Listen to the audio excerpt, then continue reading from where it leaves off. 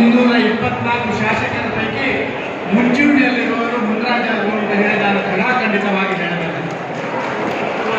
ಯಾರ ಮನೆಯಲ್ಲಿ ಏನೇ ತೊಂದರೆಗಳಾಗಲಿ, ಯಾರ ಮಕ್ಕಳಿಗೆ ವಿದ್ಯಾಭ್ಯಾಸದ ಆ ವ್ಯವಸ್ಥೆಗಳಾಗಬೇಕು ಅಂತ ಹೇಳಿದ್ರೆ ಇರಬಹುದು, ಆರೋಗ್ಯದ ತೊಂದರೆಗಳಾದಂಥ ಸಂದರ್ಭದಲ್ಲಿ ನನ್ನ ಮನೆಯೊಬ್ಬರಿಗೆ ಅನಾರೋಗ್ಯ ಆದರೆ ಹೇಗೆ ಹಾನಿಕೊಳ್ಳುವಂಥ ಭಾವನೆಗಳು ಕ್ಷೇತ್ರದ ಅಭಿವೃದ್ಧಿಗೆ ಅದರಿಂದ ದಿಟ್ಟ ಹೆಜ್ಜೆಯನ್ನು ಅವರು ಹಿಂದಿನ ಬಾರಿ ಶಾಸಕರಾಗಿದ್ದಾಗ ಒಂದು ದಾಸರಹಳ್ಳಿ ಸಣ್ಣ ಒಂದು ಕುಗ್ರಾಮದ ರೀತಿಯಲ್ಲಿ ನನ್ನ ಒಂದು ಅಭಿವೃದ್ಧಿಶೀಲ ಕ್ಷೇತ್ರವನ್ನಾಗಿ ಪರಿವರ್ತನೆ ಮಾಡಿದಂಥ ಕೀರ್ತಿ ಸನ್ಮಾನ್ಯ ಮುನ್ರಾಜರಿಗೆ ಅಂತ ನಾನು ಉದಾಹರಣವಾಗಿದ್ದೇನೆ.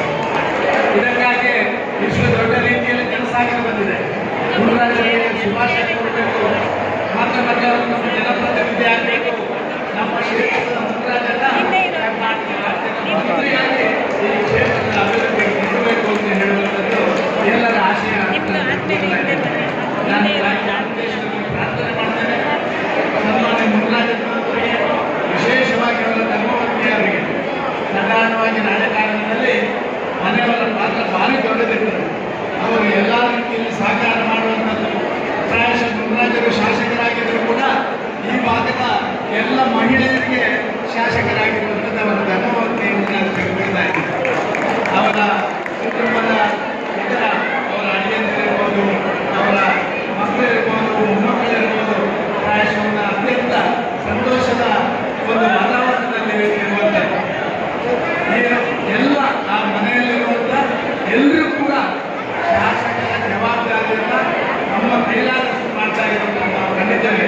ಅವರ ಇಡೀ ಕುಟುಂಬಕ್ಕೆ ದೇವರ ಆಯುರಾರೋಗ್ಯ, ಐಶ್ವರ್ಯ, ಸಕಲ ಜನಗಣಕ್ಕೆ ಸಂಪತ್ತು, ಮನಸ್ಸಿಗೆ ನೆಮ್ಮದಿ ಎಲ್ಲವನ್ನು ಕೊಡಲಿ ಅಂತಂದು ತಾಯಿ ಚಾಮುಂಡೇಶ್ವರಿಗೆ ಪ್ರಾರ್ಥನೆ ಮಾಡ್ತೇನೆ. ಮುನ್ರಾಜನ ನಿಮಗೆ ಮತ್ತೆ ಮಂತ್ರಿಯಾಗಿ ನಿಮ್ಮ ಭರ್ತಿಯಲ್ಲಿ ಭಾಗವಹಿಸಲಿಕ್ಕೆ ನನಗೆ ಒಂದು ಅವಕಾಶ ಕೊಡಬೇಕು ಅಂತಂದರೆ ನಾನು ಆ ದೇವರಲ್ಲಿ ಪ್ರಾರ್ಥನೆ, ಅವರಲ್ಲಿ ಪ್ರಾರ್ಥನೆ ಅಲ್ಲ, ದೇವರಲ್ಲಿ ಪ್ರಾರ್ಥನೆ ಮಾಡ್ತಾ ಇದ್ದೇನೆ. ಎಲ್ಲರಿಗೂ ಶುಭವಾಗಲಿ. ಮುನ್ರಾಜನಿನವರಿಗೆ ಹೇಳ್ತಾನೆ ಇಲ್ಲಪ್ಪ, ಅಲ್ಲಿ ಅಧಿವೇಶನ ಬಿಟ್ಟು ನಿಮ್ಮ ಜೊತೆ ಅಧಿವೇಶನ ಕೇಳಬೇಕು. ಮುನ್ರಾಜನಿನವರಿಗೆ, ಭಾರತೀಯ ಜನತಾ ಪಾರ್ಟಿಗೆ, ನರೇಂದ್ರ ಮೋದಿ ಅವರಿಗೆ.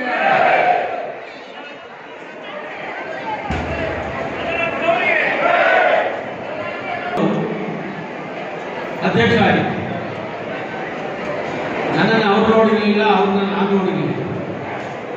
ಅಂತಿಮವಾಗಿ ರಾತ್ರಿ 11 ಗಂಟೆಯಲ್ಲಿ ಫೋನ್ ಮಾಡಿದ್ರು, ನಾಳೆ ಲಾಸ್ಟ್ ಡೇಟ್ ನಾಮಿನೇಷನ್. ನನ್ನ ಮೊಬೈಲ್ ನಂಬರ್ ಎಲ್ಲಿ ಸಿಕ್ತೋ ಗೊತ್ತಿರಲಿಲ್ಲ. ಮುನ್ರಾಜರ ಎಲ್ಲಿದ್ದೀರಾ ಅಂತ. ಸರ್, ಯಾವುದೋ ಮದುವೆಯಿಂದ ಮನೆಗೆ ಹೋಗ್ತಿದ್ದೀನಿ, ನೀವು ಬಿಫಾರಂ ಎಲ್ಲಿ ಕಳಿಸ್ಬೇಕು ಅಂತ ಕೇಳಿದ್ರು.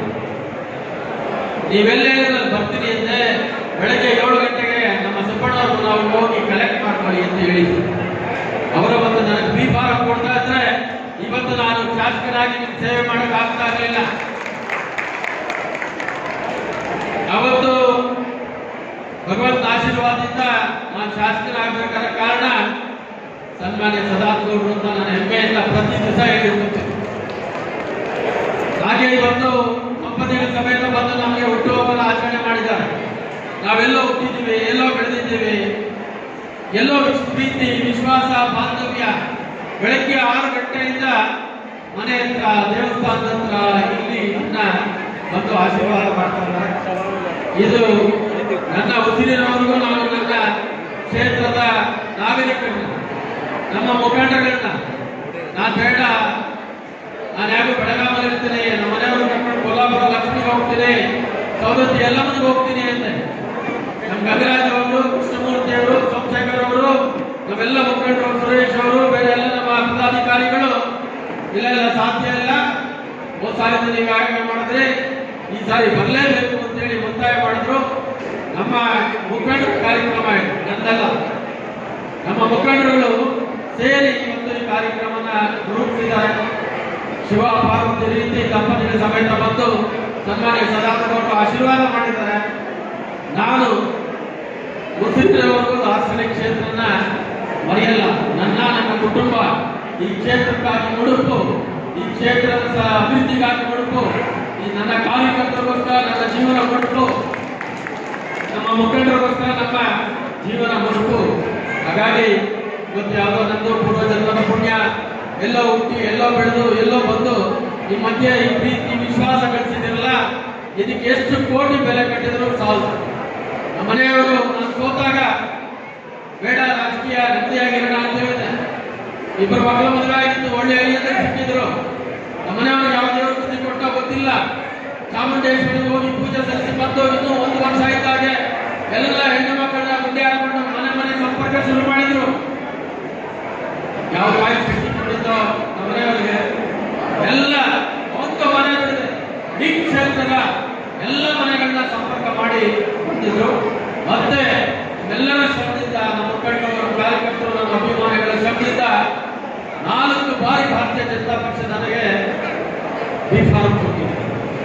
ನೇರವಾಗಿ ಬೆಂಗಳೂರು ನಗರದಲ್ಲಿ 4 ಸಾರಿ ಬಿ ಫಾರಂ ತಗೋಬೇಕಾದ್ರೆ ಅಷ್ಟು ಸುಲಭ ಅಲ್ಲ. ಒಂದೇ ಒಂದು ಚೂರು ಕಳಂಕ ಬರದ ಇರುವಂತೆ ನನ್ನ ನಗರಿಗೆ ನಾನು ಹೆದರಿ, ನಾನು ನನಗೆ ನಮ್ಮ ನಾಯಕರಿಗೆ ಎಲ್ಲೂ ಒಂದು ಕಿಂಚಿತ್ತು ಕಳಂಕ ಬರಬಾರದು ಅಂತೇಳಿ ಸೇವೆ ಮಾಡ್ತಾ ಬಂದಿದ್ದೀನಿ. ನಿಮ್ಮ ಪ್ರೀತಿಯ ಅಭಿಮಾನಕ್ಕೆ ಇಡೀ ನಮ್ಮ ಕುಟುಂಬ ಚಿರಋಣಿ. ನನ್ನೊಟ್ಟಿಗೆ ಅನೇಕ ವರ್ಷಗಳಿಂದ ಕೆಲಸ ಮಾಡ್ತಾ ಇರ್ತಕ್ಕಂಥ ನಮ್ಮ ಮುಖಂಡರು